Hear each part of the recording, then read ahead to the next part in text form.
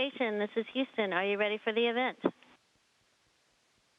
Houston, this is Space Station. We are absolutely ready for the event. SpaceX, this is Mission Control Houston. Please call Station for a voice check. Station, this is Benji Reed from SpaceX. How do you hear me? Hello, Benji. We hear you loud and clear. Welcome to the Space Station in virtually and physically.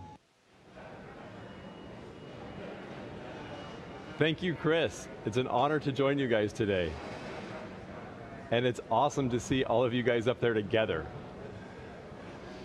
First, I just want to say thank you again to Bob and Doug and your families from all of us here at SpaceX, all of our locations, all of our partners, all of our vendors, everyone for trusting us to bring you up there. I hope your first day there has been great so far.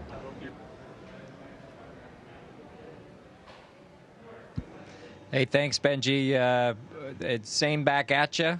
You know, congratulations to the folks out at Hawthorne, McGregor, and at Kennedy.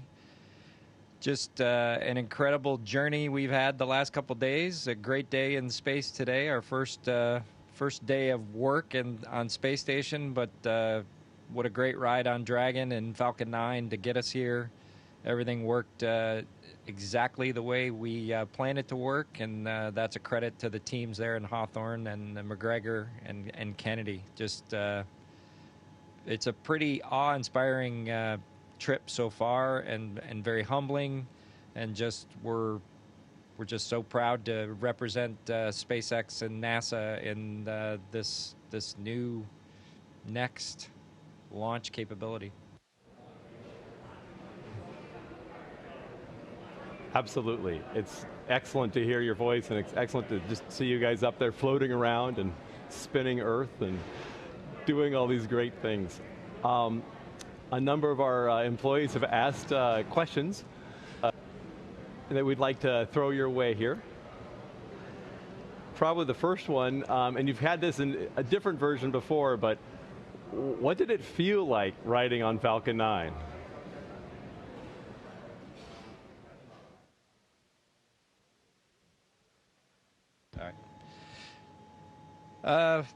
You know, we certainly have talked about it, but it never gets old talking about riding on Falcon 9.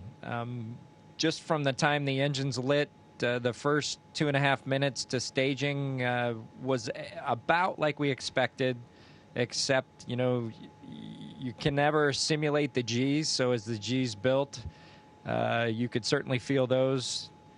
Also, what I thought was really neat was how sensitive we were to the throttling of the Merlin engines. That was really neat. You could definitely sense that as we broke Mach 1 and went transonic and broke Mach 1. We could definitely feel that. In fact, I said it to Bob, and then the next thing you know, the call was made, and we didn't even need to look at the speed. You could tell just by how the rocket felt, and so it's a very pure flying machine. And then I think the next thing that really stood out for me was first stage separation with the engine cut off, and that separation event going to 0G for a split second, and then the Merlin vacuum engine lighting. That was a pretty neat event. That was a highlight of the ascent for me. And then once the MVAC started, then it was that kind of driving fast, very fast on a gravel road is how it felt the rest of the way up. A little bit of vibrations, not anything that was really unpleasant, but you certainly knew that there was a powerful engine behind you at the time, and that obviously took us all the way to orbit about 6 minutes later. And once again, you know, the Gs and how the engine throttled to control the Gs, and then straight to cutoff, and then just like with shuttle, you go from 3, actually in this case we were more than 3 Gs to 0 Gs instantaneously, and we knew we made it to orbit.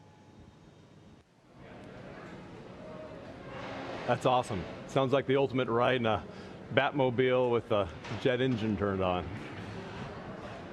Another question that we had came about what was going through your mind when you were on the pad. We know that you guys are steely-eyed and focused on the operation, but what was some of the last things that you were thinking about just before launch? I think for both of us, Benji, we really almost started the ride when we got to go for tanking. And so when the tanking operations started, you know, Dragon really and the Falcon 9 really came alive underneath us. It was a little bit different than our shuttle experience where we came to the vehicle after it was tanked. And so as we marched through the loading countdown, I think when we got to 16 and a half minutes and we got started on the locks for the second stage, I think that we said, well, we haven't done this before because it was something new from what had happened just a few days earlier. And I think each one of the events, we just marked them off as, oh, we never did that before. Oh, we never did that before. And it was pretty cool kind of marching our way all the way uphill. And so all the way to the point where we saw 189 or so on the perigee, I think, and knew that we had safely made it into the first portion of our orbit and we're headed towards space station. I think we were excited, but I've said this before, and I'll say it again about the training team, just doing an excellent job. And when we started this adventure, I described it as my goal to make it like Groundhog Day. So it was very familiar as we marched through the various events, and we knew where to look next for the thing that was going to tell us that we were proceeding normally through the count, through the launch, and on into orbit all the way to space station. And they succeeded wonderfully in producing that desired Groundhog Day familiarity as we went through the launch count. And of course, there's plenty of excitement when you ride a rocket, and we prefer the term as Demo 2, Dragon drivers versus Dragon riders. But when you go through that, there's certainly a ton of excitement to go along with all that as well.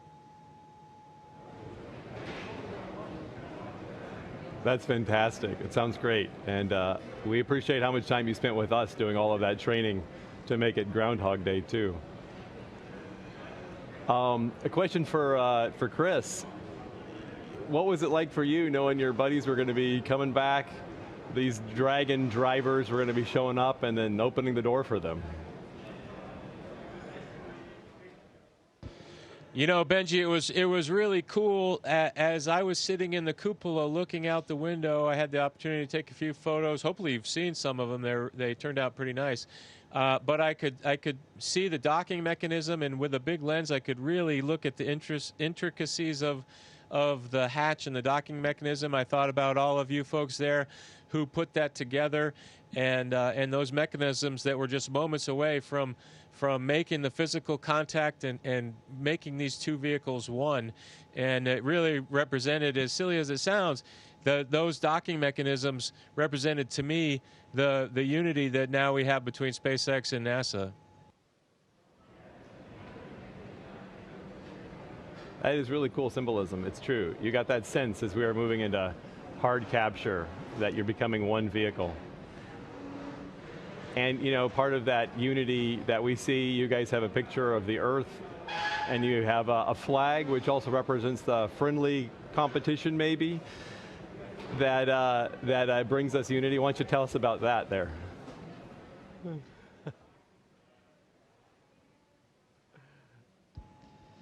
Yeah, so this is the flag that we left here almost 9 years ago on STS-135. It had actually flown on STS-1, and then it flew again with us on STS-135.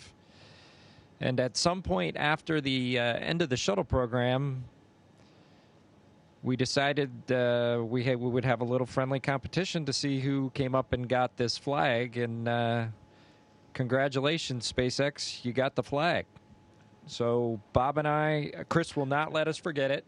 That's the biggest thing, is this will be on his to-do list when we get the nod to return Dragon back to Earth, and hopefully this will find a great place of honor somewhere in Hawthorne. Well, it's an honor to have you guys be able to come grab that flag. One other question that we got was if anybody has seen Little Earth floating around, or maybe he's driving the space station, or...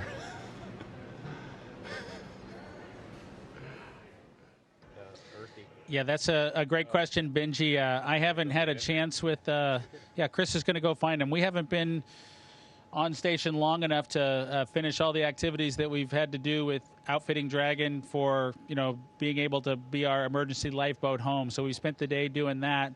And we're really excited. This is going to be the event. No one else is getting a chance to see this, I guess. Yeah, here comes Earthy.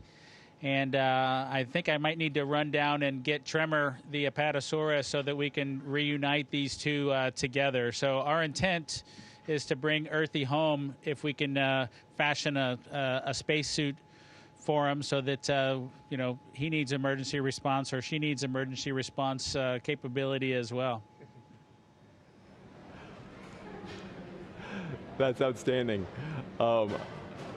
Very good. I want to give you guys a chance. I hear there's something else that you guys wanted to talk about or show us.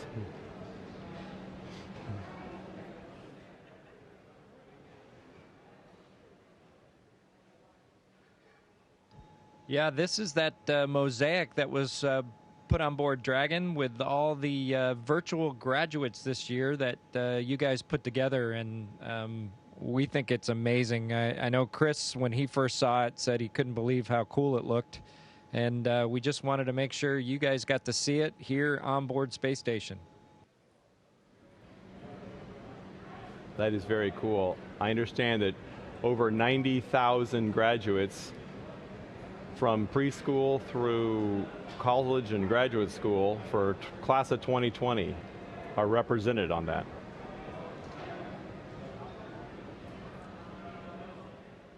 And there's Tremor.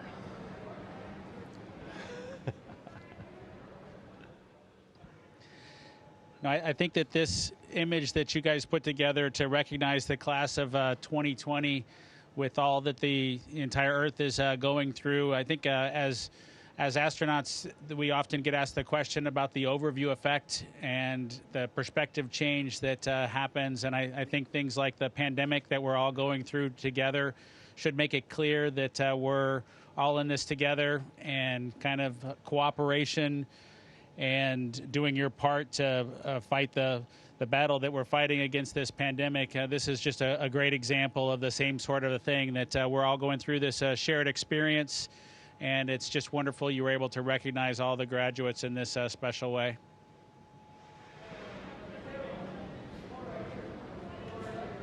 That's wonderful, guys.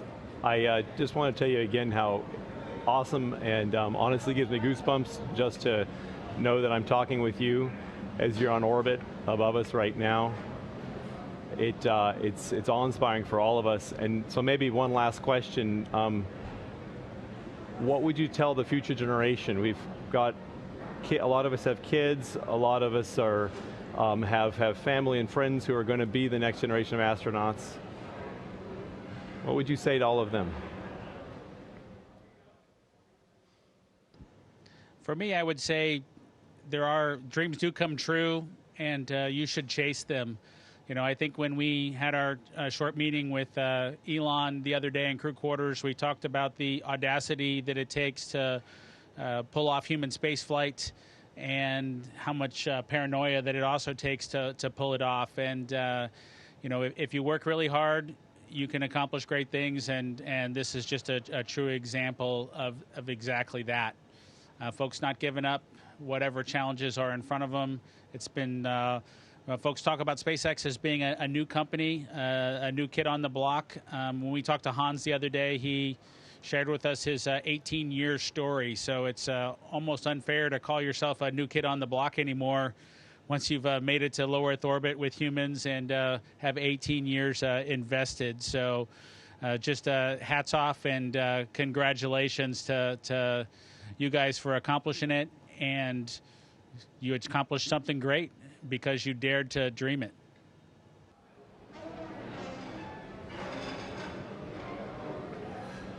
Well, thank you guys. And on behalf of all of us here at SpaceX and all of our partners, thank you for flying SpaceX. We look forward to bringing you home soon to your families, safe on Earth, and then sending more people up to help keep Space Station running. Time today.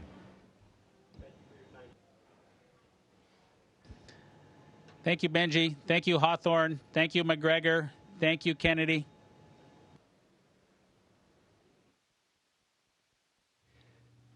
Station, this is Houston ACR. That concludes our event as we count down to 20 continuous years of humans living and working on the International Space Station. Thank you to all participants from SpaceX. Station, we are now resuming operational audio communications.